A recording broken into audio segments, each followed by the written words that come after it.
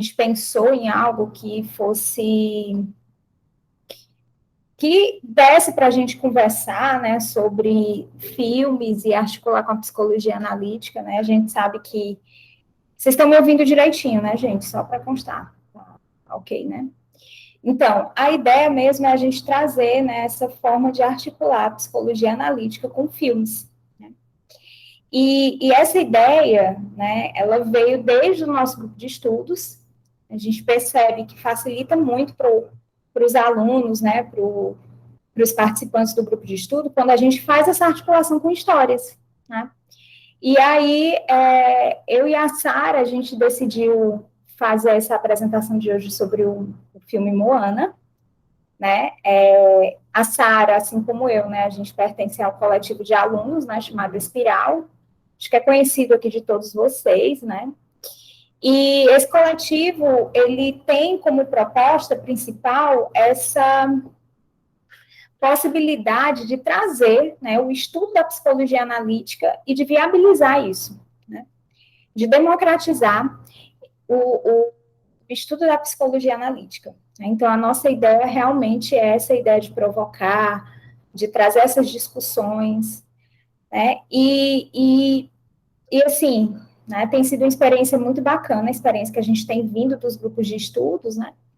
E a gente decidiu fazer esse movimento nas férias, né? Boa noite, Nice, boa noite. E aí, gente, eu vou colocar aqui a telinha para apresentar, né? E vou passar a palavra aqui para a Sara, que é ela que vai iniciar hoje. Vocês estão, me avisem aí se está ok, se vocês estão conseguindo ver. Como é que tá? Chegou para vocês a imagem? Sara, tu tá sem áudio.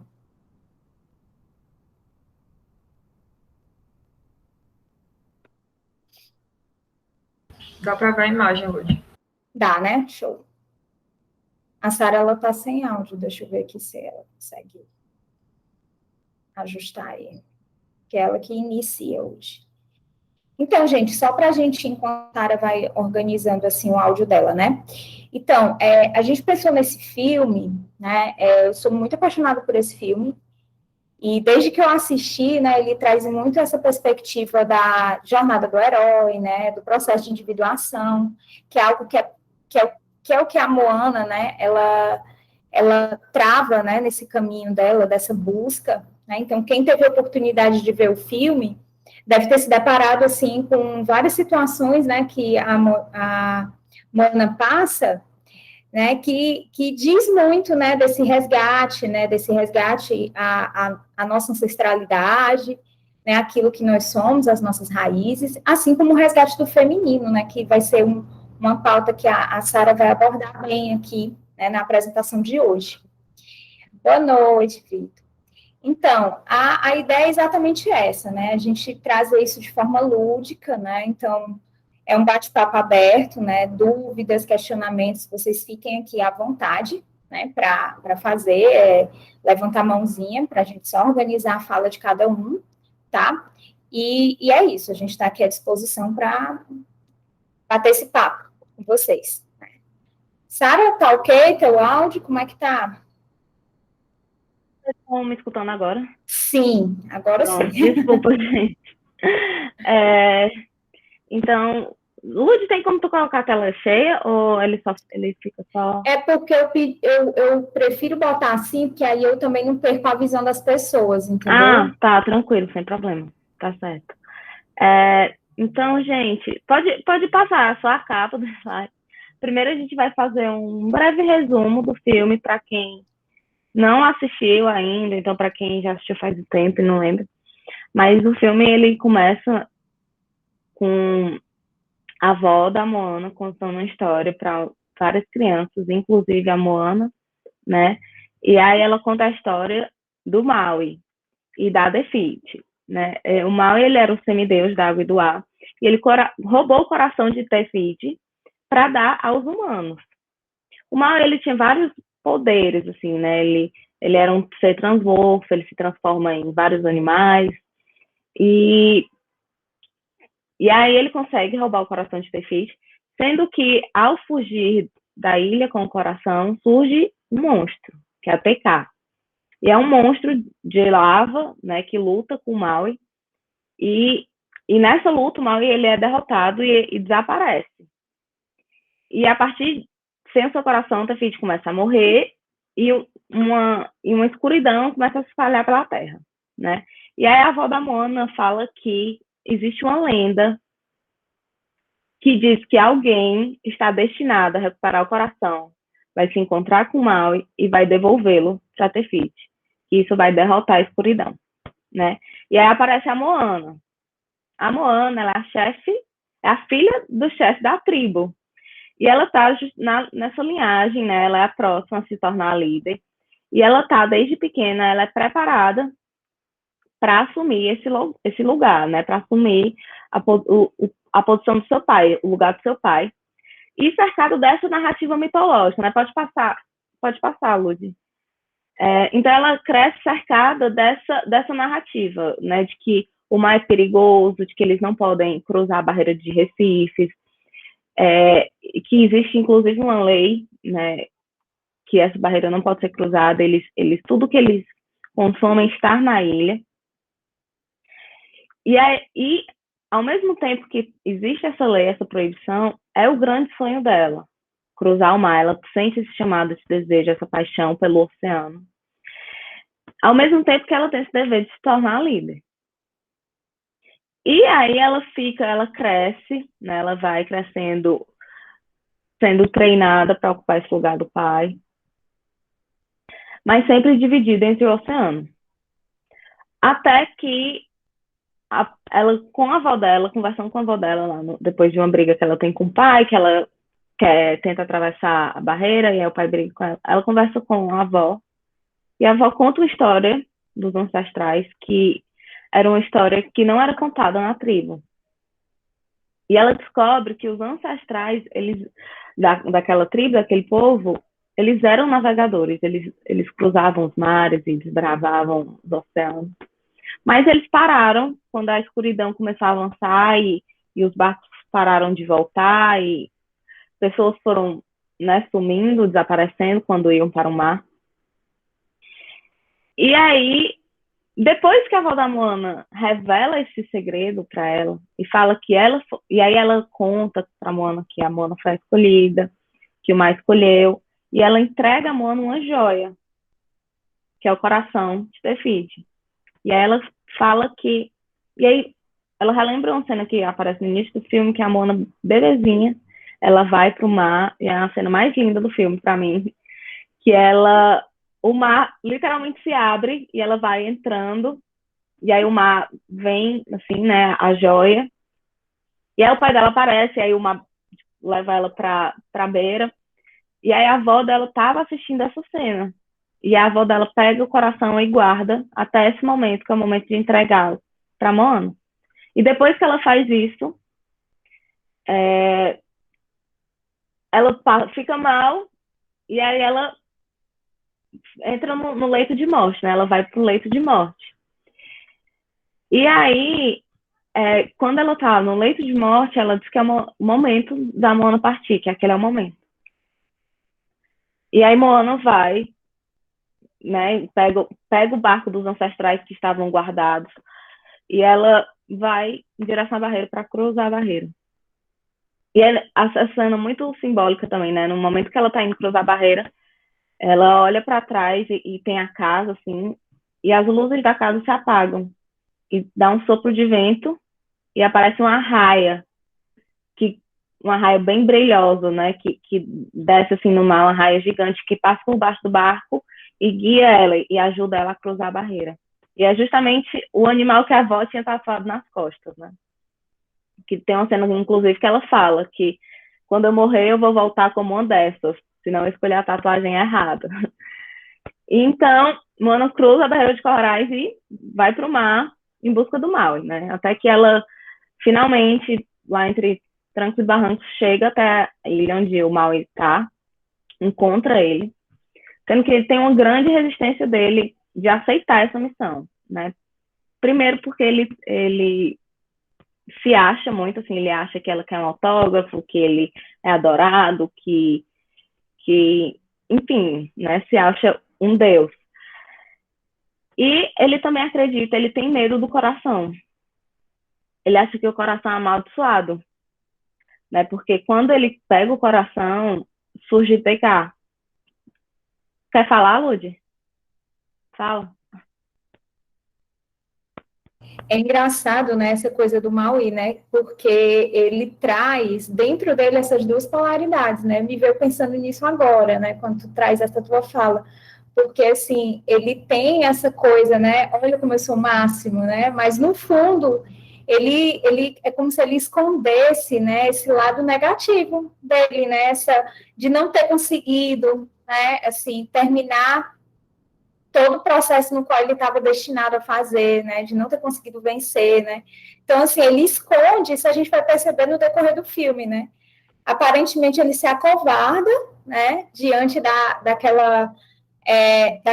daquele convite, né, da Moana, e depois você vai percebendo que, no fundo, ele está com medo de não conseguir, né, assim, tem muito essa questão também. É, porque aparecem também as questões, né, ele sem o anzol, ele achar que não tem os poderes, né, porque está sem o anzol.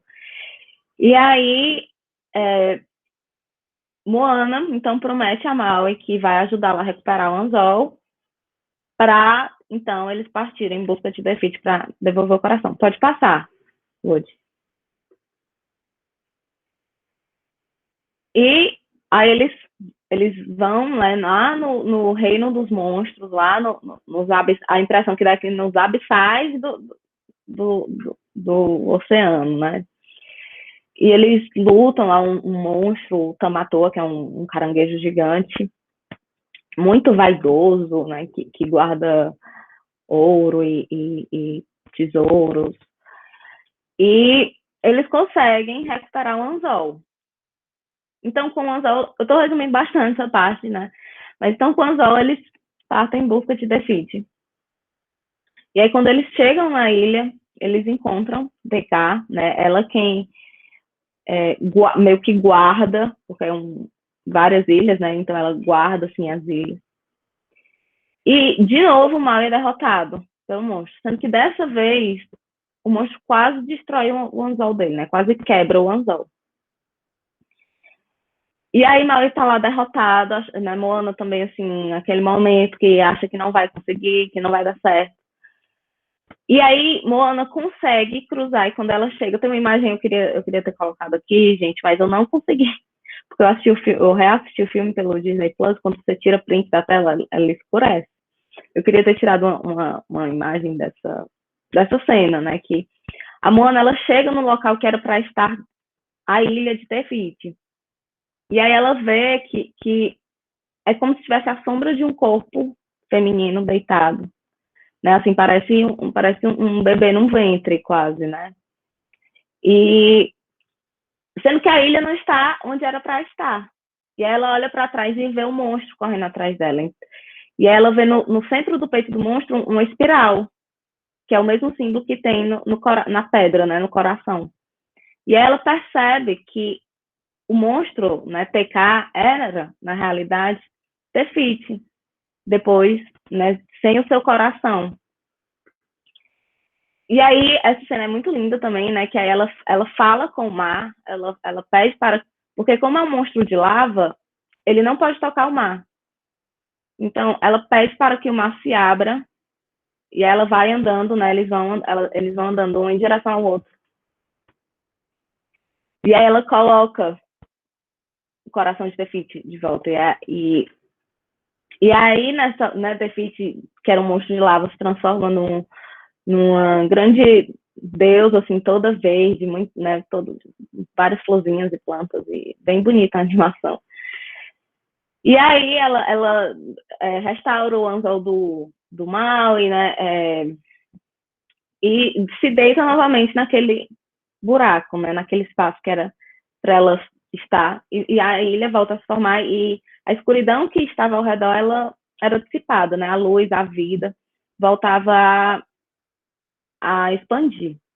Então Moana retorna para a tribo, E aí ela finalmente assume a liderança, né? Sendo que uma nova forma de liderar, né? Ela permite que o povo, né? A sua tribo, eles voltam a navegar, eles voltam a ir para o mar e fazer as grandes navegações. E é isso, assim, é um resumo da história. Agora, eu tentei não dar spoilers, não trazer já assuntos que a gente vai falar mais na frente, mas eu fui meio que direcionando o resumo para os caminhos que a gente quer tomar, né? E aí, Lúcia, se tu quiser passar e começar. Maravilha. Então, vamos lá. Gente, é muito interessante, né, que quando eu pensei, né, em começar a estudar Jung, uma das coisas que me toca muito é essa perspectiva que o Jung tem da ancestralidade, né? E quando eu estava assistindo esse filme da Moana, foi algo que me chamou muita atenção, né? Essa ligação que ela tem, né, com o povo, né, e esse resgate, né? Porque a Moana, ela traz essa ideia, né? Essa ideia do resgate, né? Do resgate das raízes, né? E aí é impossível a gente não articular com a nossa vivência, né? Enquanto brasileiros, né? Essa coisa de resgatarmos as nossas raízes enquanto povo, né? Então, assim, o Jung, quando ele vai falar, né, principalmente dessa experiência do inconsciente, né, ele vai falar que o inconsciente, ele é a psique, né, de uma forma geral, ela tem esse poderoso depósito de experiências ancestrais acumulada, né, ao longo de milhões de anos, o eco dos acontecimentos pré-históricos, ao qual cada século acrescenta uma parcela infinitivamente pequena de variações e diferenciações. E aí, isso me vem porque é que esse filme, né, ele atrai tantas pessoas, né? Porque é que filmes com essa temática atraem tantas pessoas? Porque aquela história, ela simboliza a nossa história interior, né? Essa nossa busca das nossas raízes, né? E quando eu achei essa imagenzinha, né, que vocês estão vendo, eu acho que o cursor do meu mouse, não sei se vai dar para ver o cursor? Dá, né? Então, assim, essa imagem, ela me chamou muita atenção de um livro do Jung, onde ele vai falar, né, que, olha só o quanto que essa imagem, ela traz essa questão do simbolismo, da ancestralidade, como traz essa importância. Peraí, gente, que tem gente entrando. Né? Aqui, o A, né, que é essa bolinha aqui pequenininha, corresponde ao indivíduo, né, a nós, seres individuais. O B corresponde às nossas famílias. Vocês estão vendo aí, ó, essa segunda bolinha, um pouquinho maior, né? O C corresponde aos clãs, né? O D, às nações. O E, a grandes grupos, né? Por exemplo, Europa, né? O homem europeu, enfim, América do Sul, América do Norte, né? O F seria os nossos ancestrais primatas. O G seria os nossos ancestrais animais em geral. E esse H, ele traz esse nome de fogo central. Vocês percebem que esse H, ele entra em contato com todas as camadas.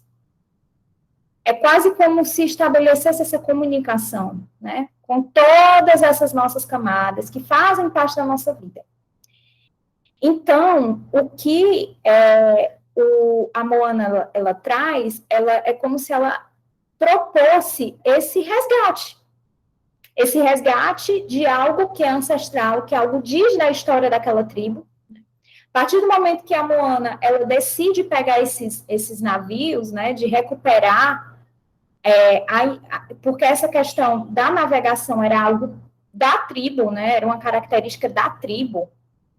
A tribo, ela navegava, né, a tribo fazia isso, né, e depois de toda a situação, né, com o BK, né, e foi colocadas as barreiras de corais, e a partir dali os barcos não poderiam avançar, né, a Moana, ela consegue ir contra essa ordem estabelecida, né, aquilo que era a ordem estabelecida pelo patriarca da tribo, que seria o pai da Moana, e ela decide resgatar algo que é do povo, né, que é do povo do povo da tribo, né, que a Moana fazia parte.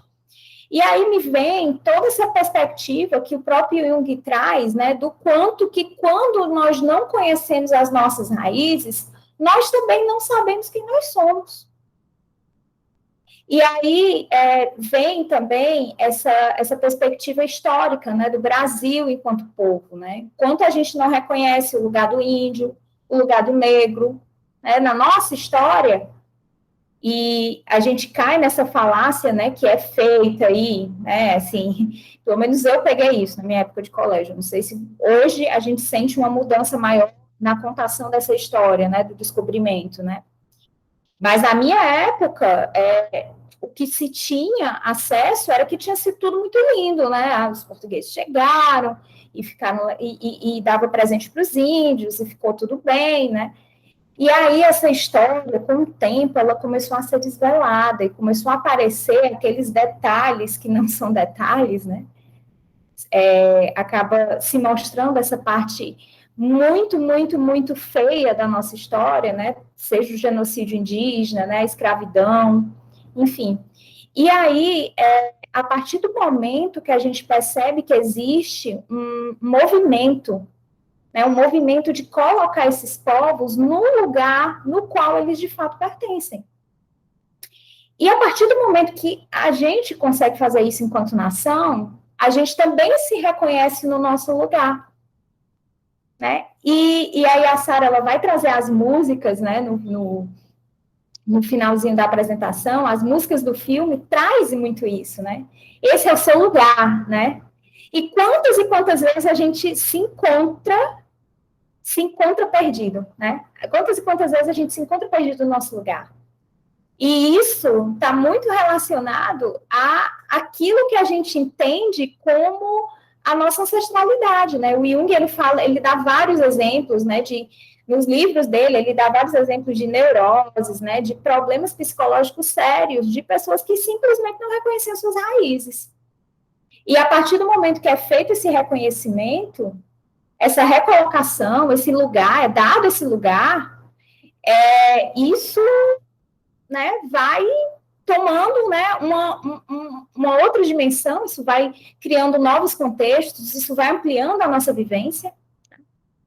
Então, assim, é algo que é muito forte nesse filme, né? Existe uma quebra de um padrão, né? A Moana, ela teve ali uma personalidade forte o suficiente, né? Uma força egóica suficiente para desbravar e para repor, né, esse lugar das raízes, né? E reencontrar com esses ancestrais. Passando aqui um pouquinho. E aí, gente, eu trouxe essa citação, ela é bem grandinha, mas, assim, não tive como cortar ela, porque ela em si, ela já traz aspectos que são, assim, extremamente interessantes para a nossa discussão aqui, né? E aí eu vou ler aqui para vocês e a gente vai conversar um pouquinho sobre isso. Exatamente, Pedro, o perder-se, né, eu gosto muito dessa frase aqui, né? Perder-se também é caminho, né? Às vezes a gente precisa se perder para a gente encontrar o verdadeiro caminho, né? E aí esse o grande desafio, né? Quantas e quantas vezes a gente ainda vai ter que se perder para encontrar o nosso caminho, né? É o processo, né? Que cada um tem aí a sua jornada heróica, né? Porque a jornada heróica, ela é isso, né? Ela não necessariamente a gente precisa matar dragão, a gente precisa enfrentar um grande monstro, mas a gente precisa também matar os nossos dragões internos, né, integrá-los, né, eu até prefiro do que matá-los, né, mas eu acho que integrá-los, eu acho que é uma palavra interessante. E enxergar essas nossas dificuldades internas e integrá-las, né, e tomar consciência disso, né, para ampliar também a nossa consciência sobre quem a gente é e os nossos próximos passos, né, nesse caminho. Nem todos que vagam estão perdidos, é verdade, Vitor, faz sentido mesmo. Um dos mais graves males psíquicos, a saber, a perda das raízes, que não só é perigosa para as tribos primitivas, mas também para o homem civilizado. A dissolução de uma tradição, por mais necessária que seja, em certas épocas, sempre é uma perda e um perigo. Um perigo para a alma, porque a vida instintiva, como o que há de mais conservador no homem, se exprime justamente através dos hábitos tradicionais. As convicções e os costumes transmitidos pela tradição estão profundamente arraigados nos instintos. Se não perdidos, a consciência, se são perdidos, a consciência separa-se do instinto. E, em consequência, a consciência perde suas raízes e o seu instinto. Agora, sem expressão. Retomba no inconsciente, cuja energia se reforça. Essa secreta vistego, a natureza da resguardada, provoca um hibridismo da consciência, que manifesta por uma supervalorização de si mesmo ou por um complexo de inferioridade. Em todo caso, ocorre um distúrbio do equilíbrio que é eterno, mas propício para os danos psíquicos. Nessa citação do Jung, né, ele traz várias questões que são interessantes a gente pensar. Uma delas é o inconsciente e as raízes da cultura. Né? O nosso inconsciente, ele funciona de maneira simbólica. O Jung, ele já traz isso na própria psicologia dele. Né? E esse símbolo, perder essa capacidade de simbolizar, é como se a gente perdesse também a capacidade de entrar em contato com as nossas raízes e de entrar em contato com a nossa cultura. E essa perda das raízes é algo muito perceptível na contemporaneidade. E aí a gente pode citar vários nomes, né? Bauman, quando ele vai falar sobre a modernidade líquida, o Lipovetsky, né? Lipovetsky, que ele vai falar sobre a hipermodernidade. Então, assim, hoje, o que a gente tem de material dessa galera da contemporaneidade acusando isso, né? Essa perda dessas raízes, essa liquidez, né? Essa liquidez do pensamento, essa liquidez da vida, né? Essa vida que não é algo estático, é algo líquido que se esvai, né?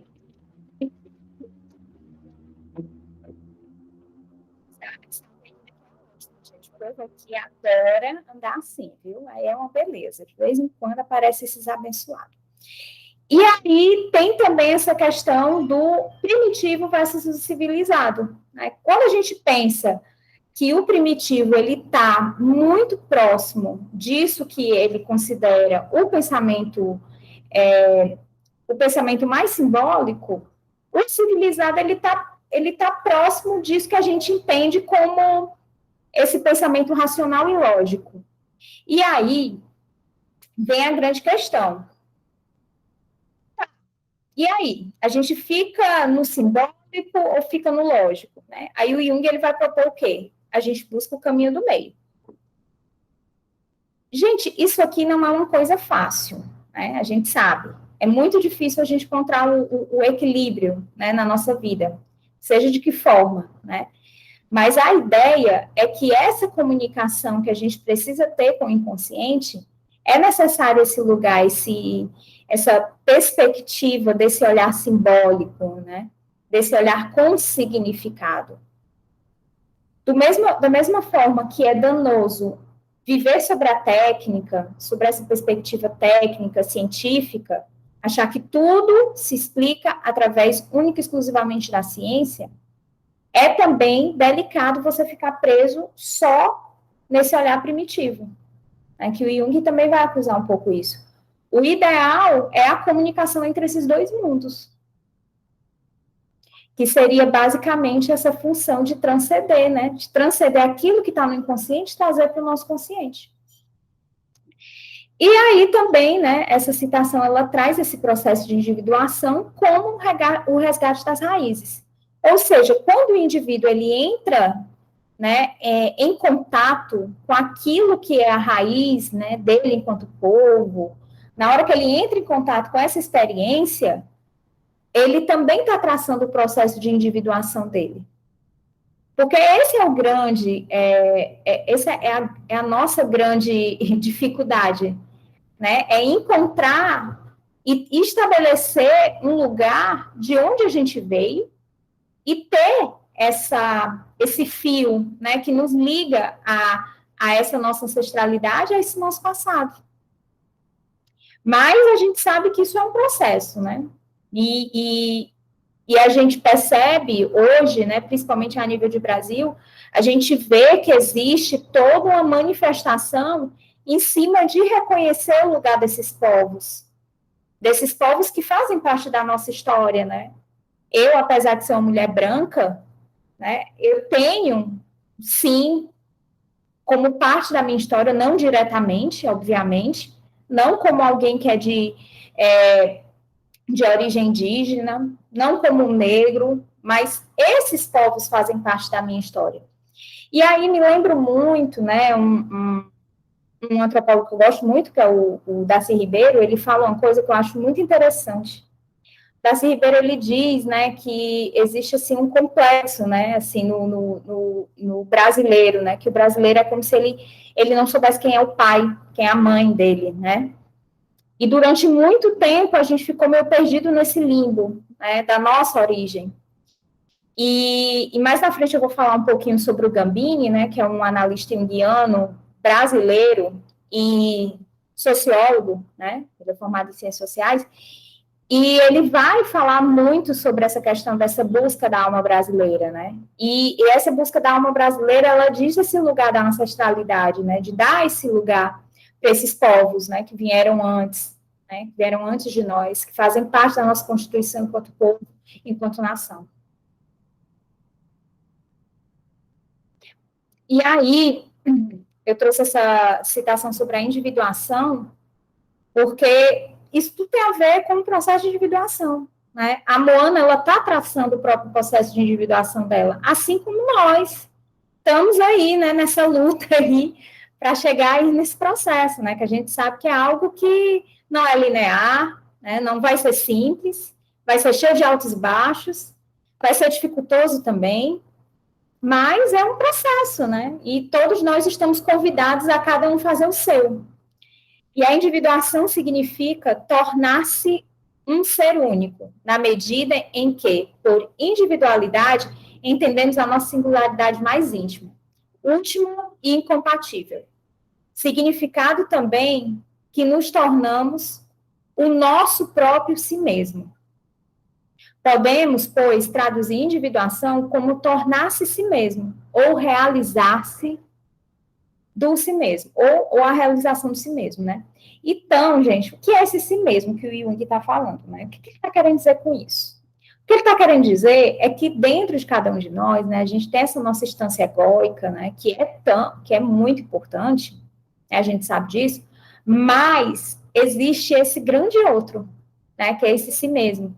Quando a gente trabalha essa realização desse si mesmo, é exatamente esse percurso, né, que cada um de nós é convidado de encontro com aquilo que é a nossa totalidade psíquica, né, aquilo que está ali simbolizando esse algo muito maior, né, que mora dentro da gente, né, esse algo maior. E para isso a gente precisa, sim, colocar o nosso ego à disposição desse si mesmo, né? E esse si mesmo, ele está aí representando essa totalidade psíquica, né? Trazendo o quê? Trazendo todas as nossas possibilidades, nos ajudando com as ferramentas, né? A gente vai descobrir isso através dos nossos sonhos. O quanto que o nosso si mesmo conversa com a gente, né? O quanto que ele está ali apontando, de certa forma, um caminho. E muitas vezes a Van Fransella fala muito isso no psicoterapia, o quanto que a gente ignora, né, esse si mesmo.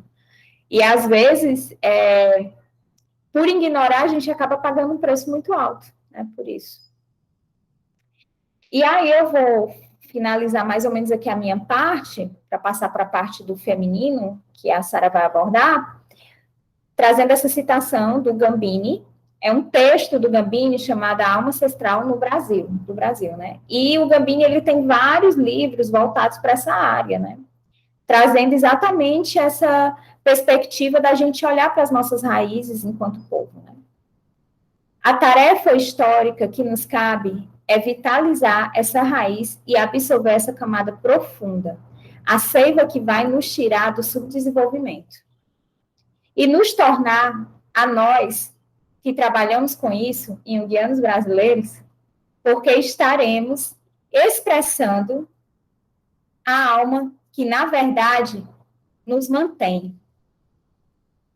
Quer reconheçamos ou não, atravessamos a vida montados na energia dessa alma.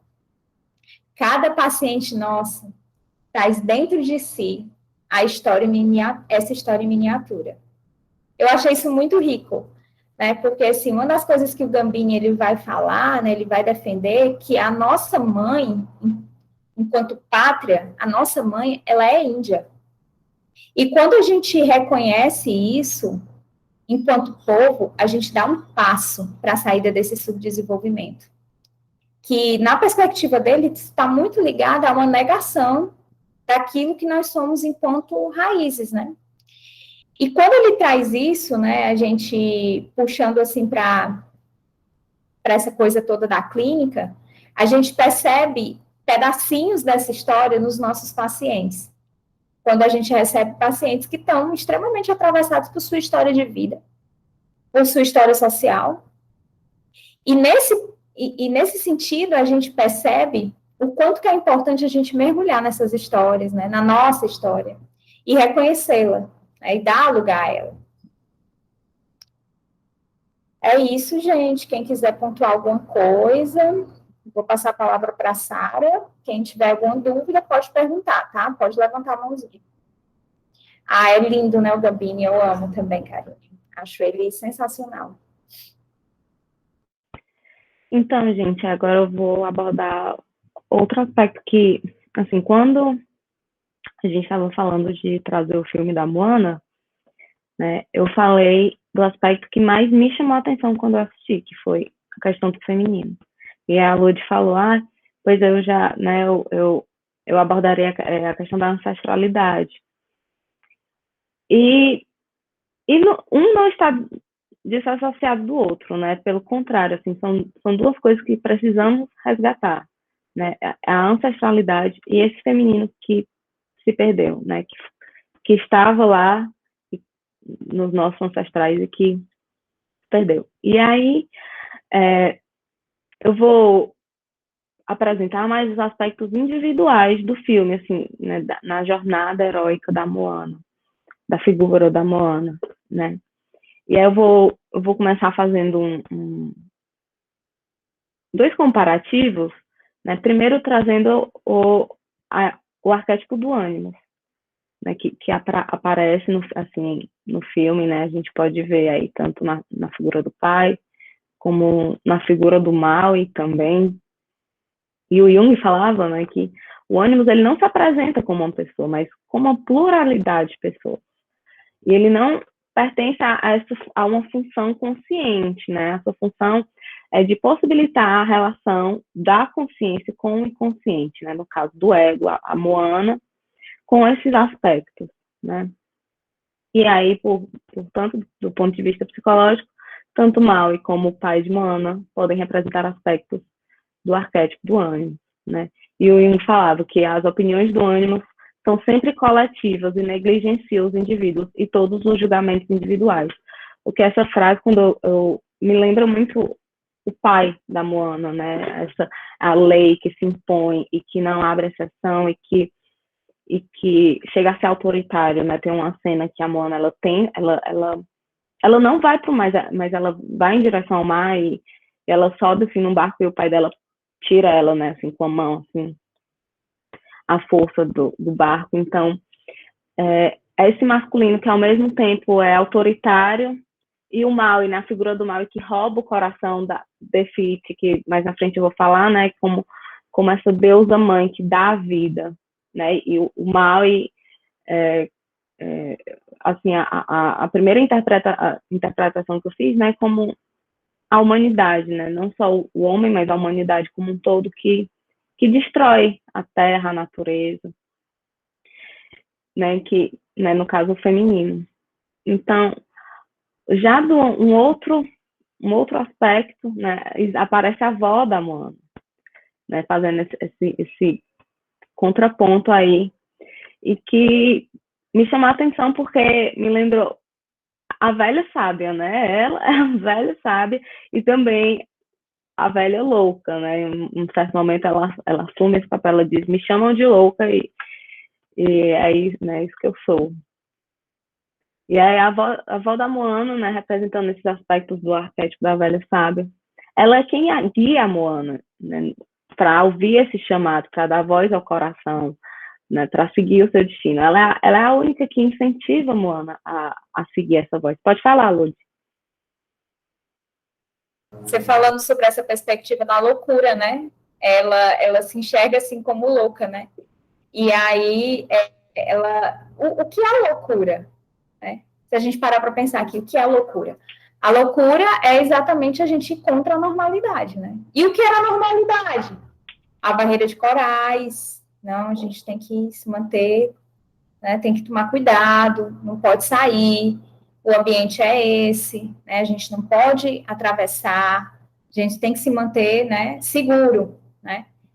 E aí, o que é a loucura, né? A loucura é ir contra isso que está estabelecido, né? Essa regra, né? A regra ali que estava estabelecida para a Moana e ela decidiu, peraí, vou contra essa regra, né? E vou embarcar aí nessa aventura, né? Desse resgate, né?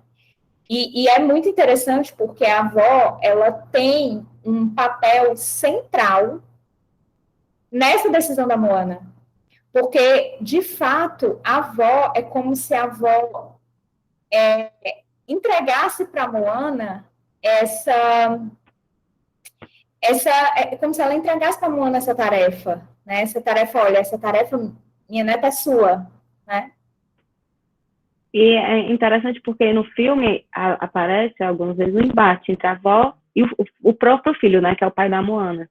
Ele que quer que Moana fique e ela que diz, alguém tem que ir, né? Alguém tem que fazer essa missão, e é a missão dela. Então, eu trouxe até uma citação do trecho da Ciranda das Mulheres que Correm com os Lobos, que a Clarissa fala, né? Que ela diz que é comum, quando a gente examina lendas e mitos, encontrar essa figura da velha anciã que aparece para ajudar a jovem, né, que se encontra nessa situação. E essa anciã, ela tem esse saber, essa sabedoria, né? Da onde que a avó dela sabia dessa história dos ancestrais? Porque não era de ancestrais, não era dos avós dela, era de ancestrais, né, de muito tempo. Então, essa sabedoria que vem do tempo, que passa, né, que vai de geração em geração. Ela quem contava para as crianças, ela quem fazia essa ponte, né, entre o passado e o futuro, quem nutria isso. E ela ajuda a Moana, né? E também a Clarice também fala que era comum que a velha anciã, né, apareça dando um objeto mágico, né, e que murmura enigmas que a jovem precisa interpretar para encontrar o seu caminho. Então, isso fica muito claro no filme. Aparece, né, a cena que ela dá o coração para Moana, quando ela fala, inúmeras vezes, ela fala, é o seu destino, é o seu lugar, né, de seguir a sua voz. Pode passar, Lud. E aí, nesse slide, eu coloquei, são trechos da mesma música, né, que o pai da Moana começa cantando, a música ela tem duas partes, e aí o pai da Moana começa cantando, aí em uma das partes ele fala, te quero aqui, Moana, é o seu destino, ser chefe e governar é o seu lugar, você vai ver, a vida vai te mostrar que dá para ser feliz no seu lugar, né, porque ele tentando convencê-la de que aquele era o papel dela, de assumir e ficar ali na tribo e não encarar esse chamado, né, de não ultrapassar as barreiras. E aí, né, essa música, a Moana tá com o pai, ela vai andando e ela vê a avó dançando na beira do mar, né, e ela foge e vai ficar com a avó, assim, e aí a avó começa a cantar, e aí a avó fala, a vila me acha louca, diz que eu sonho até demais, mas quem sabe ser feliz não volta atrás, Teimosa e orgulhosa, tão igual ao seu pai. Respeite, mas siga sempre esse sonho que te atrai. A voz que diz num sussurro que a estrela vai te guiar. Moana, essa voz é sua, é o seu lugar, né? Então, recolocando esse lugar, né, de que essa voz que vem do coração, né, essa questão da intuição, do chamado, né, que esse é o lugar dela de destino, né? Eu não gosto de colocar assim, mas aí pode passar, Lud. Então, só uma coisa assim, que eu acho que é interessante pontuar é quando ela fala assim, respeite, mas siga em frente, né? E aí, isso eu acho interessante, porque é esse cuidado, né? Ela respeita esse pai, respeita a história desse pai. Olha, eu respeito, mas eu vou seguir outro caminho. E quantas vezes, né, na vida da gente, de repente, a gente se depara com uma realidade que é diferente do nosso pai, da nossa mãe, a gente respeita aquilo, né? A gente recebe aquilo que eles, aquele ensinamento, né, que eles estão dando para a gente, mas a gente sente que a gente respeita, mas que a gente está buscando um novo caminho, né? A gente está indo para outro percurso, né?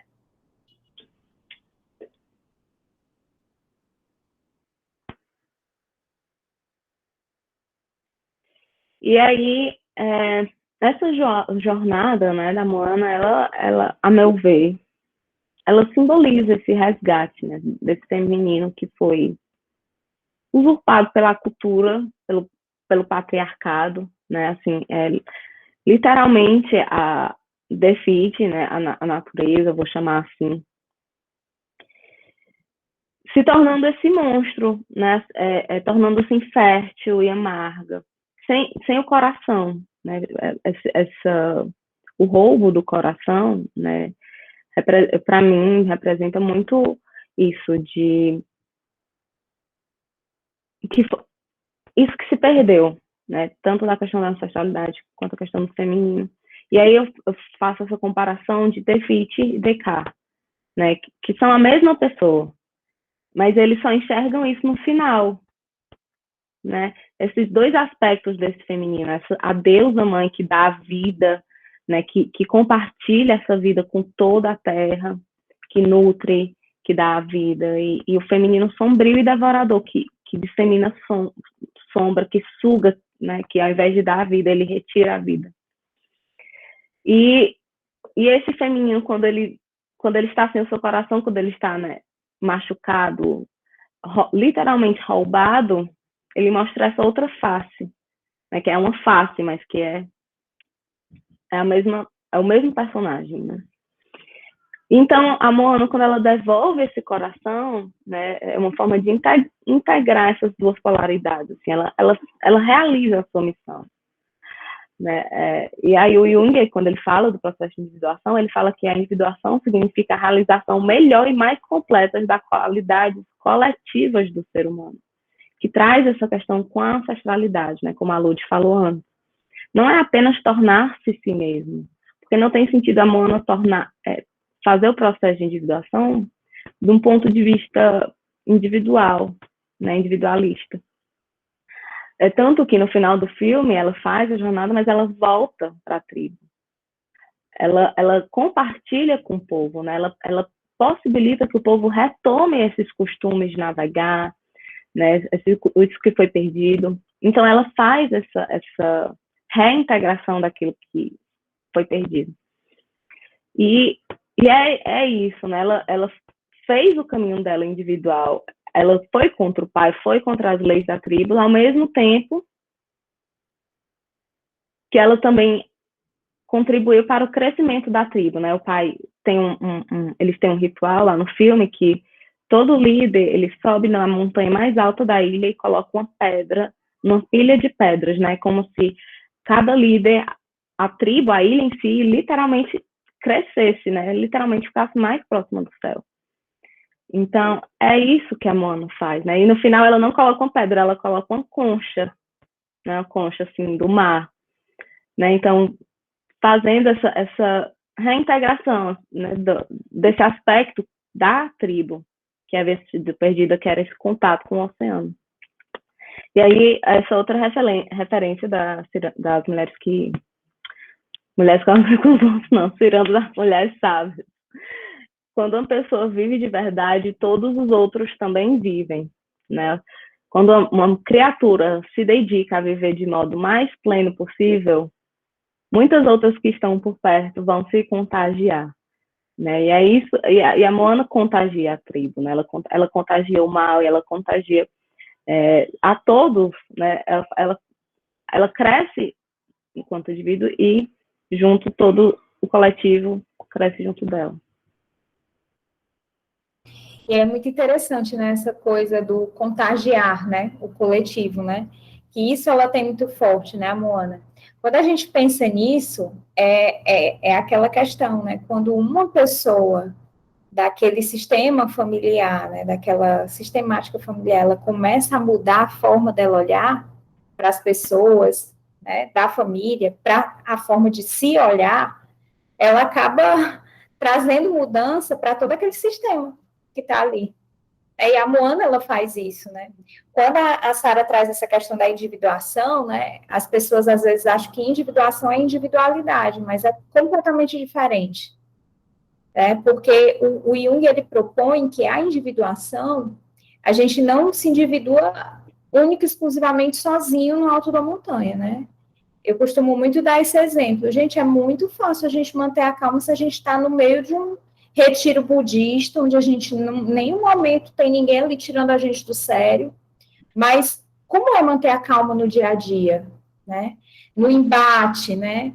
E a Moana, esse processo da individuação é muito isso, né? Assim, é você alcançar esse lugar, você descobrir quem de fato você é, você desvelar esse grande outro, né, esse si mesmo, através desse embate, né, desse embate da tribo, nessa dificuldade dela de ir, né, para esse processo dela, para essa viagem dela, né, para essa saga que ela vai enfrentar, e ela retorna, né, o fato dela retornar e trazer esse conhecimento para a tribo, diz desse lugar, desse processo de individuação que a Moana vem tratando, né, no decorrer do filme. Que é exatamente isso, né? E ele fala muito isso, que a gente trabalha, né? Entra nesse nosso processo de individuação, não é para se tornar indivíduos sozinhos, né? Mas para saber entender até onde estão os nossos limites, mas também trazer isso para a sociedade de alguma forma. Tem um dizer, né, que uma chama não perde nada ao acender outra chama. Então, é nesse sentido, né, de esse compartilhamento. Porque de nada adianta eu me individuar o subjetivo e no mundo objetivo eu ser uma pessoa que não consegue lidar com os outros, né, assim. Então, é uma via de mão dupla. Não tem como escapar, né? Até porque, como a gente falou, nós estamos sozinhos. Então, até porque não tem como se individuar sem entrar em contato com o mundo objetivo, né? Eu vi que tu voltou para a música, Lud, quer falar alguma coisa da... Porque já finalizou os slides, aí por último é só as referências. Ah, não, essa não... Vale, gente. Essa é a última... Aí essa é a música, é uma outra música que vem depois daquela, que é a Moana quem canta. E aí ela fala: posso liderar o meu povo então, e desempenhar essa tal missão, mas não sei calar o meu coração, porque sou assim. Né? Ela estava aí nesse dilema de ficar ou de ir. E ela fala: essa luz que do mar bate em mim, me invade. Será que eu vou? Ninguém tentou. Parece que a luz chama por mim e já sabe que um dia eu vou atravessar para além do mar. Então, essa questão do chamado, né? E ao mesmo tempo a insegurança de será que eu vou? Será que eu fico? Né? E o nome da música, Saber Quem Sou. Né? É como se precisasse passar por essa jornada para ela, de fato, saber quem ela era, porque até então ela sou Moana de Motonui, né? Ela falava assim. Mas quem era a Moana? Né? Ela estava nesse processo de se descobrir.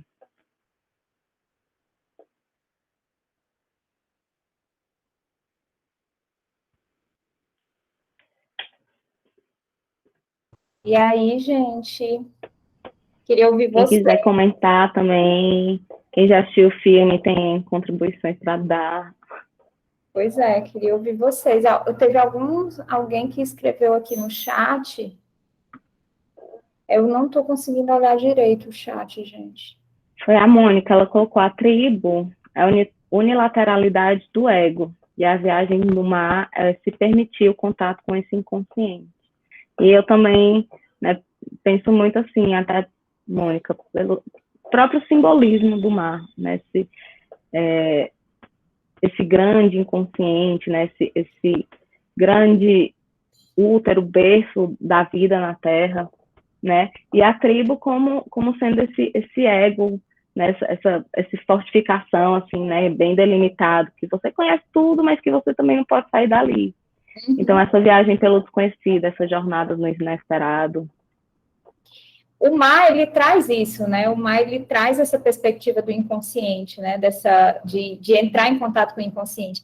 E é interessante porque a linguagem do inconsciente, ela é uma linguagem simbólica. Né? Então, a Moana, ela está resgatando essa origem dentro desse inconsciente que é esse mar. É que ela não sabe muito bem o que é que vai acontecer, não sabe como é que vai ser a situação, mas ela vai lá e enfrenta, né?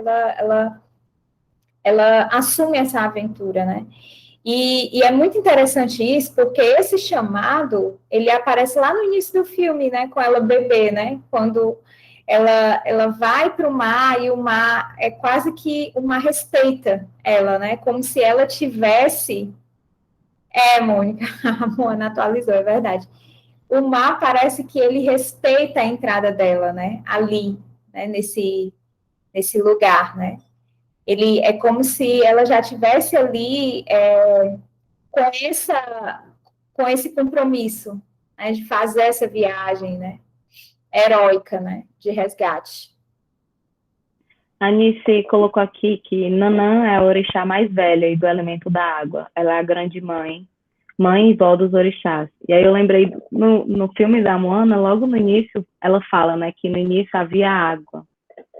E aí da água surge Defite, né? Então, essa ideia desse inconsciente, né? Eu lembro da imagem que a Lud colocou lá no início, né? Daquela última linhazinha lá que conectava a todos, né? Que estava presente em todos, assim. Que é o que dá a vida, né? É esse fogo, né, que dá a vida, né, que está ali interligando todas as camadas, né, que fazem parte da nossa história. E é muito interessante esse filme porque ele mostra muito isso, né? Ele não só mostra essa questão da ancestralidade, como ele traz muito essa questão do feminino, né? Dessa velha sábia, né? No papel aí dessa avó, né? Essa avó que abençoa, essa avó que está ali dando sustentação para a Moana se desenvolver. Né? Gente, vocês estão muito tímidos. Vamos falando. E também eu queria só pontuar no final do filme, né? Quando ela devolve o coração. Primeiro é o Maui quem tenta, mas é ela quem deve realizar a ação. Né? Ela quem coloca o coração. Então, representando justamente esse herói, né? Assim, é ela quem deve. Ela se perdeu várias vezes. Lembrei também da frase, né? No mar ela se perdeu várias vezes até se encontrar. E tudo isso com a ajuda do Maui, mas ele não conseguiu devolver o coração. Né? Ela quem fez.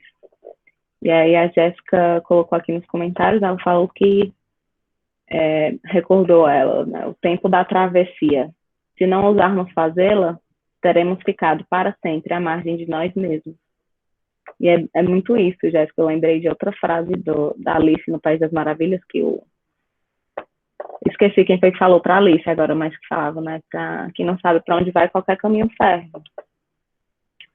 Mas também, ao mesmo tempo, né? Muitas vezes a gente não sabe para onde a gente está indo, a gente precisa dar o primeiro passo para caminhando, vai se descobrindo o caminho, né? A Moana, a gente vê muito isso, assim. Ela não sabia navegar, enfrentou o mar, foi navegando, e o mar foi ajudando, né? Porque traz muito essa noção de que, de certa forma, o inconsciente, ele vai, né? Se você estiver seguindo essas tendências, né, que levam em direção ao processo de meditação, o inconsciente, de certa forma, vai sincronizando, né, a frequência e vai levando nesse caminho. Então, elas passam tempestade na madrugada, e aí quando ela amanhece, ela está na Ilha do Mal, e né, o mar levou ela para lá. Deixa eu só colocar umas coisinhas aqui. Eu fico ouvindo vocês e refletindo sobre várias, porque a gente vai relembrando de outros momentos e outras coisas que a gente estudou em outros locais, né? Eu já fui muito religiosa, né? Atualmente eu não... Enfim. E aí eu estava aqui repensando em como em diversas mitologias, de diversas crenças diferentes, se repetem os elementos. A mulher, a grande mãe, ou essa avó, que é mais antiga, é ela que dá origem aos demais, né? E que ela está sempre ligada à água, né? Assim, eu estou falando de Nanã porque eu tenho pensado muito em Nanã, né? E aí essa fala dessa live de hoje parece que vai encaixando com tudo que eu estava sentindo e pensando esses dias, sabe? E aí é isso, assim, eu fico... Nanã, ela é a mais antiga porque ela estava lá antes do mundo ser criado, né? E ela é como se ela fosse a ligação da água com a terra, sabe? Ela é essa coisa mais profunda, como se estivesse lá no chão, lá no fundo, ligando a água e a terra, essa orixá da lama, da água profunda. E aí eu estou pensando aqui em várias culturas que traz esses elementos. Enfim, era isso. Saluda, Nanã. É interessante isso que você está falando, né? Porque se a gente pegar o Joseph Campbell, né, principalmente o livro dele, que ele vai falar sobre a jornada do herói, ele usa uma palavra chamada monomito, né, que ele vai falar que os mitos, eles têm elementos, né, mitos de várias culturas e civilizações, eles têm elementos muito parecidos. E aí, o Eliade, né, que também é outro mitólogo, né, o M.C. Eliade, quando ele também vai estudar as religiões, ele também vai perceber isso. A questão da trindade, né, a trindade que tanto tem no catolicismo, né, como tem em várias outras religiões, né, então, assim, ele vai percebendo similaridades, né, nesse sentido. Então, assim, no fundo, é uma grande história de todos nós, né, e essas histórias, elas se misturam, né, elas se fundem, né, de alguma forma. Oi, Derlante. Oi, gente, boa noite. Peguei hoje pela metade, mas já deu para acompanhar um pouquinho. Esse filme, ele me fez pensar em muitas coisas a primeira vez que eu assisti. E eu tive a mesma primeira impressão como a Sara, né, essa ligação com o aspecto feminino. E eu me lembrei muito de uma discussão que até o próprio Gambini, que estava nesse encontro que eu assisti, falando tanto sobre ancestralidade como a questão do feminino, e como é importante o resgate desses valores femininos, que é o que eu vejo muito nesse filme. Esse resgatar, devolver o coração dessa grande deusa, né? É como resgatar um valor que a transformou não nesse lado monstruoso, que ao mesmo tempo ela estava impossibilitada de ser quem ela era e ao mesmo tempo destruindo a vida daqueles que dependiam dela, né? E ele estava comentando sobre isso nessa palestra, essa questão de que é uma coisa que eu tento observar hoje nessa nossa sociedade, né? O quanto o papel da mãe, o papel da mulher pode se tornar monstruoso, pode se tornar pesado, difícil, porque os seus valores foram perdidos, assim como o coração da grande mãe, né? No caso, a grande deusa do filme. Então, assim, o quanto nós, como mulheres, assim como a Moana, a gente precisa resgatar esses valores, colocar de volta no lugar, né, do nosso. A gente é o ser, vamos dizer assim, do coração, né? Já que dizem que o homem é o masculino, não o homem, né? Mas o masculino pode ser o pensamento, vamos dizer assim. A mulher é muito coração. Então, não é uma questão de priorizar, dizer quem é mais importante, porque isso não existe nesse aspecto, mas são os nossos valores que são voltados muito nesse sentido. Então, a gente precisa resgatar esses valores para que nosso papel como mulher, como mãe, como todos esses valores femininos que a gente tem assim meio que alterado nos dias de hoje, né? Nem tanto ao extremo, nem tanto para o feminismo radical, nem tanto para o aquém, né, do não feminismo, né, assim, submissa à questão machista, mas assim, a gente precisa resgatar esses valores para se encontrar novamente como essa mulher que nutre, a mulher que fornece a vida, que cumpre, né, o seu chamado, que também encontra o seu propósito. E na nossa sociedade a gente vê o quanto a mulher tem carregado um estigma e um peso, né, muito grande, porque muitos dos seus valores estão assim perdidos.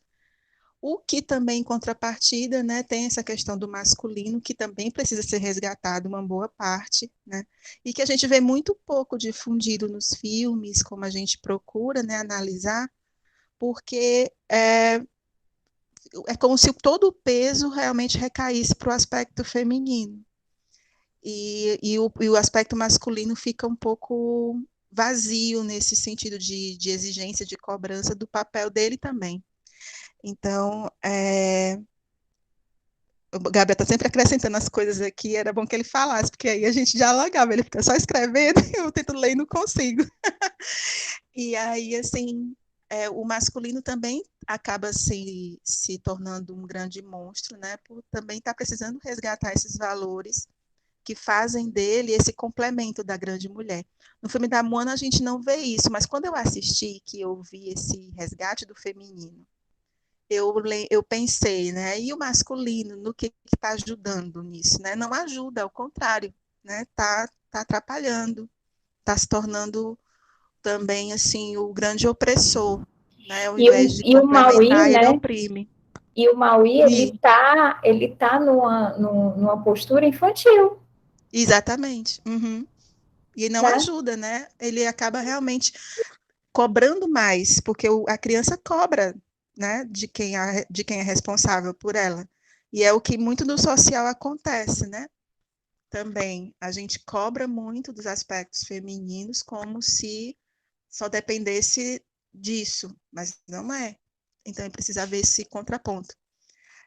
E a questão da ancestralidade nesse filme, né, do começo ao fim, que é uma coisa, né, que a gente precisa também olhar, e me fez muito lembrar da nossa necessidade, né, do resgate da mãe da nossa terra, né, a mãe índia, assim como na Moana é a mãe, é aquela mãe, né, que se assemelha muito às mulheres da tribo dela, né,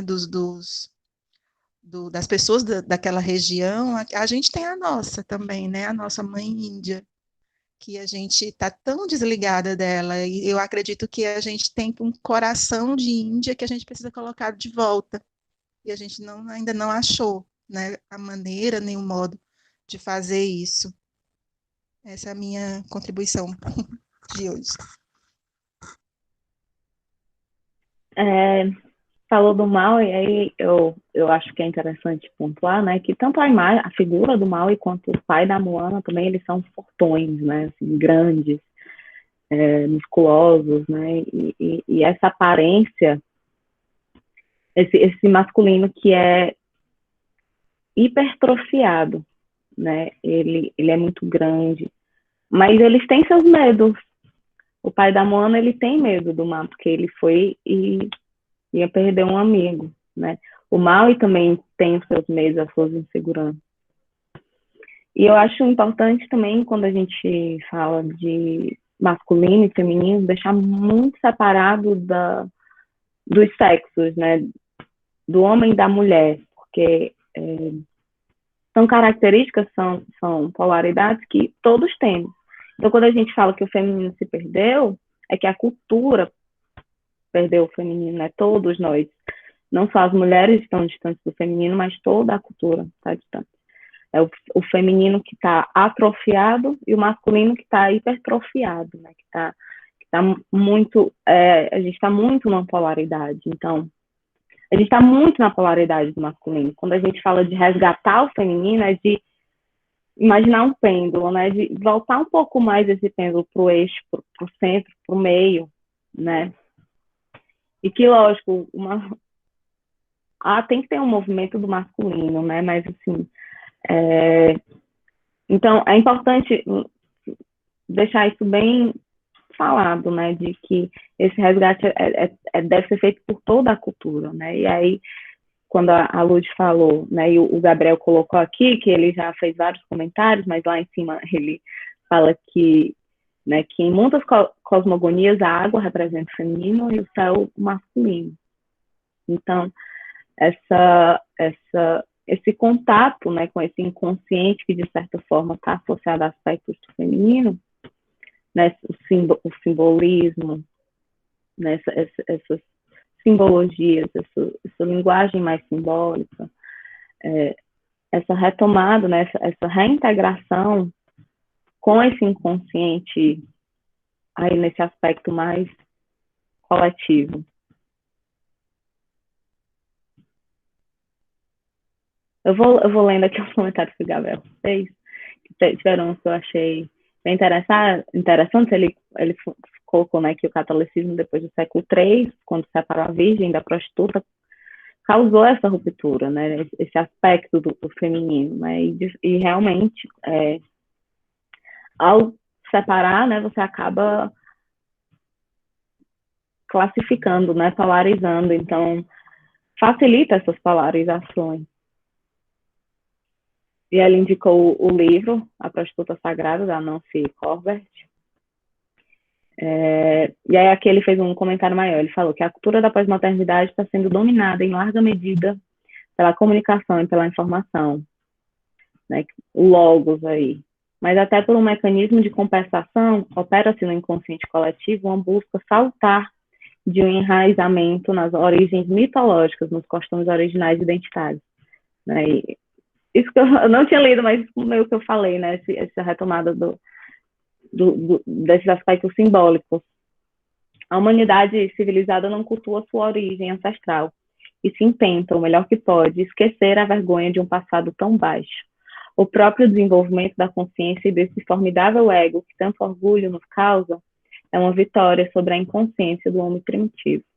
Eu acho isso muito interessante porque me lembra muito essa visão, né, de entender tanto a história da humanidade e a história de uma pessoa, né, assim, esse processo que a humanidade passa de desenvolvimento, né, quase que o desenvolvimento de uma pessoa, né, esse homem primitivo que vai se desenvolvendo e vai desenvolvendo a lógica e vai, né, mas o que a gente perdeu, a gente desvaloriza esses aspectos que estão mais relacionados com o primitivo, que não quer dizer que é pior, que é inferior, né? Mas é primitivo. A gente perdeu esse contato, né? Desvalorizamos isso. E justamente volto aí para essa questão da polarização, né? Do masculino racional, do logos, a ciência positivista, que nós que gostamos da psicologia analítica, a gente sente muito isso, né? E o Gabriel continua, esse masculino fálico é o masculino que se caracteriza com o corpo e não com a mente. E eram esses jovens homens que eram sacrificados após a orgia. Interessante saber disso. Tem outro aspecto sim, que eu acho interessante, né, que nesse filme ele traz muito, né, ele traz muito essas características polarizadas, né. Quando você vê a The Fit, né, assim, até, gente, spoiler, é o jeito, mas até o final do filme a gente não entende quem é o DK e quem é a The Fit, né, até a gente ter a compreensão que são a mesma pessoa. E isso a gente, quando a gente começa a ter experiência na clínica, a gente percebe muitas vezes que chega uma pessoa com uma questão com uma mãe, né, é uma questão extremamente polarizada, né, tem uma parte dessa mãe que é a mãe que acolhe e tal, mas tem uma parte dessa mãe que é a mãe que engole esses filhos, né, que não deixa esses filhos se desenvolverem, né, e aí você vê que muitas vezes a polaridade, ela está presente numa única pessoa, né, numa única figura, e quando a gente vê no filme isso, né, a gente vê de uma forma, como um filme, né, você vê, assim, de uma forma simbólica, né, porque o filme, ele traz muitos elementos simbólicos, né, e é importante a gente lembrar que o simbólico, ele nunca é esgotado, né? A gente nunca vai conseguir dar conta de tudo, de todo o caráter simbólico, né, presente num símbolo, né, então, assim, a gente traz aqui pinceladas tanto que a gente trouxe duas visões que são extremamente complementares, né, foi muito engraçado, porque quando a Sara leu lá, não, tá tudo a ver com o feminino, não, tudo a ver com ancestralidade, olha só, né, e aí a gente foi juntando isso, né, porque o símbolo, ele tem realmente esse caráter, né, eu acho que o símbolo vai para além do tridimensional, né, assim, a gente tem que olhar ali, de um lado, de outro, analisar bem o que é que aquele símbolo está comunicando. E às vezes o paciente, né, às vezes ele chega para a gente, ele traz uma experiência, olha, eu tenho que resolver isso, às vezes a experiência é algo concreto, né, não sei, resolver uma questão da casa, né, de se vai ficar para os filhos e se vai resolver isso e tal, mas não é a casa, é o símbolo que aquela casa significa, é o simbolismo que aquela casa traz, né, para aquele indivíduo que está trazendo, né? Então, às vezes, o paciente ele traz uma coisa que é extremamente concreta, e se a gente olhar única e exclusivamente para o lado da concretude, a gente perde a essência, a gente perde ali a essência, né? A criança, né? A criança, muitas vezes, ela não vai chegar, uma criança que sofre um tipo de violência, ela não vai chegar, olha, me bateram, foi assim, assim, assado. Não, ela vai falar de forma simbólica. Ela vai bater na boneca, né? Ela vai sinalizar de outra forma. Então, assim, quando a gente começa a ampliar o nosso olhar e enxergar a importância de perceber esse símbolo de todas as formas, a gente também começa a compreender melhor a vivência do outro e a não enclausurar essa vivência. E a não diminuir a vivência do outro, né? Porque muitas vezes a gente acha, em terapia isso é muito comum, né? A pessoa chega, o que é que a senhora acha, né? Às vezes a pessoa está querendo uma resposta, né?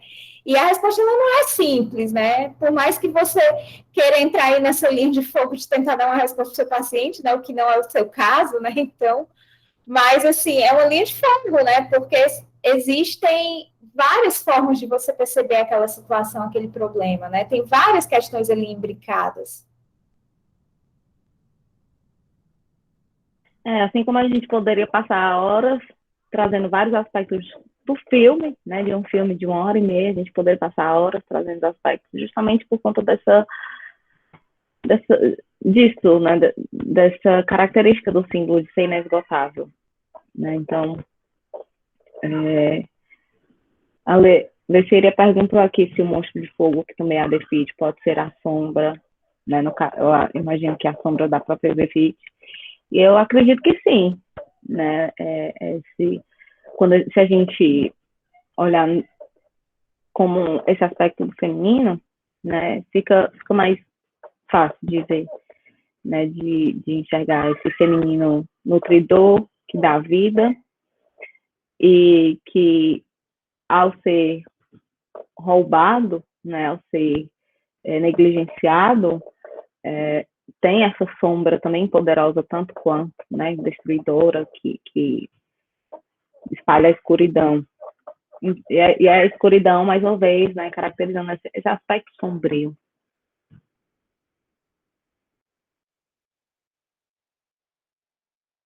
Como também tem essa ligação com a polaridade, né, com o seu ponto negativo, né, porque isso é uma coisa que o Jung, ele fala muito, né, que o arquétipo, ele tanto tem sua polaridade positiva, como ele tem sua polaridade negativa. Obviamente, né, que a nossa sombra, é importante também a gente trazer isso, né, que a sombra, ela não está lá só os nossos aspectos que a gente não quer ver, né, só os nossos defeitos. Às vezes a gente esconde dentro das sombras qualidades nossas que são impressionantes, né, que muitas vezes elas estão ali sombrias porque elas não estão visíveis, né, para o ego. Então, isso acaba, o processo de análise, ele traz muito essa experiência, né, de você se deparar com a sua sombra.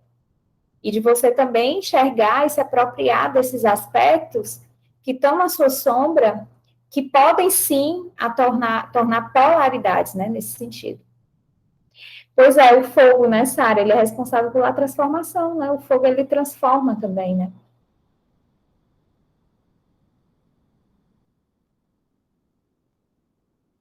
E aí, gente, quem mais? Alguém quer pontuar mais alguma coisa? A gente já está se aproximando do fim.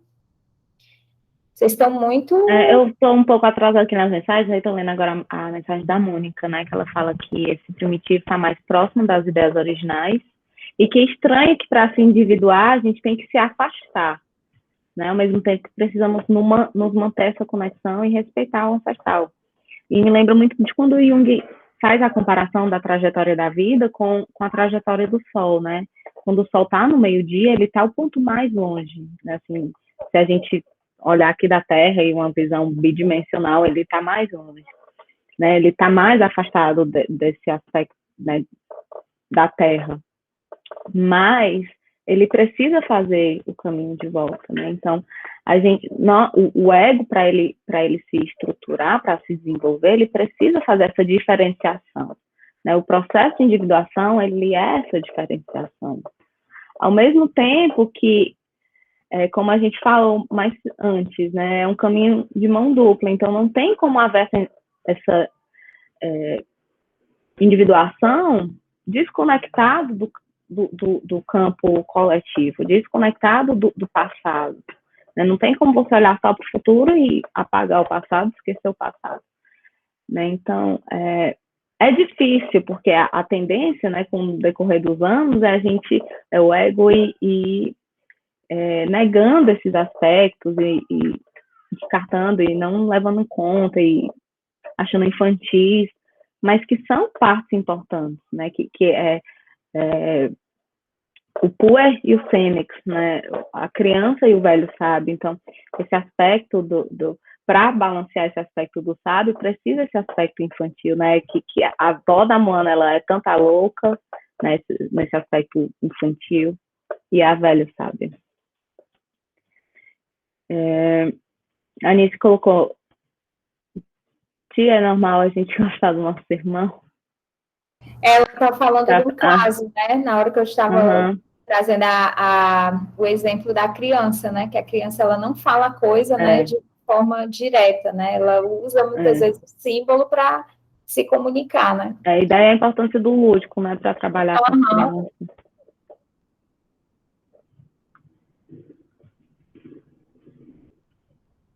Gente, mais alguém quer pontuar mais alguma coisa? A gente já está encerrando aqui o nosso bate-papo de hoje. Eu espero que vocês tenham gostado, né? Esse filme é um filme muito rico. Estou sentindo vocês muito caladinhos hoje. Eu vou respeitar, porque está todo mundo de férias, viu? Só por isso, tá? E aí a gente se encontra, né? Vai ter um filme que os meninos também vão trazer. Qual é a data, Sara, do próximo? Passando essa semana que vem na última semana de julho, na quinta-feira. Eu não sei o dia certo. Mas aí vocês vão ficando olhando aí de olho no nosso Instagram, né, que a gente sempre divulga no grupo de estudos, tá bom? Então, gente, é isso. A gente já está com as datas, viu? E os horários do grupo de estudos, tanto o avançado como o introdutório, né? Que é comigo com a Marina. E aí a gente vai estar divulgando a informação oficial para vocês, mas trazendo aqui o spoiler, né? O grupo de estudos introdutório vai ser na quarta-feira, no horário CD tarde, tá? Que é esse horário de 15h30 às 17h. E o grupo de estudos aprofundado vai ser na noite, vai ser no horário de noite, né? No horário segunda B, que é esse horário de 19 horas às 20h40, tá? O grupo de estudos aprofundados, né? Tem coordenando aí o Gabriel, o Felipe Aderlange, e o de introdução tá eu e a Marina, né? E é isso, estão todos convidados, né? A gente vai mantendo vocês em contato e vamos. O dia de aprofundamento, Vitor, vai ser na segunda-feira. E aí a gente vai estar divulgando direitinho para vocês. A gente pede que vocês divulguem nas redes sociais de vocês, porque é importante que as pessoas entrem no início, né? Para elas não pegarem um bonde andando, né? Então, assim, a gente vai passar, vamos ter um tempinho para divulgar. Então, assim, divulguem nas redes de vocês, os colegas, né, gente que se interessa por psicologia analítica. É uma forma da gente trocar aqui, né, a ideia, não só dos grupos de estudos, mas desse movimento do Espiral, é exatamente essa ideia de troca, né, a gente está aqui para aprender junto. E isso é uma proposta que a proposta do movimento Espiral é esse, né, os grupos de estudos, eles existiram a partir daí, né. E eu queria muito agradecer a Sarinha, né, Sarinha, por estar aqui comigo hoje, viu? Foi muito bom. E agradecer a presença de vocês, gente. Eu fico muito feliz. A gente está organizando para disponibilizar essas palestras no YouTube, né? Eu não sei quando é que a gente vai fazer isso, porque a gente precisa de um time para organizar, mas a gente pretende colocar todas essas palestras lá, disponíveis para vocês. Mas assim que a gente tiver, a gente já divulga. Sarinha, quer falar alguma coisa? Eu quero agradecer o pessoal que eu não conheço, porque esse semestre eu não estou participando do grupo de estudo, mas faço parte do movimento Espiral, fico mais por trás das cortinas. Então foi um prazer, gente, muito obrigada. É a primeira vez que eu estou falando, assim, né? Então, desculpa se em algum momento fiquei nervosa, ou sei lá, me perdi, mas é assim mesmo.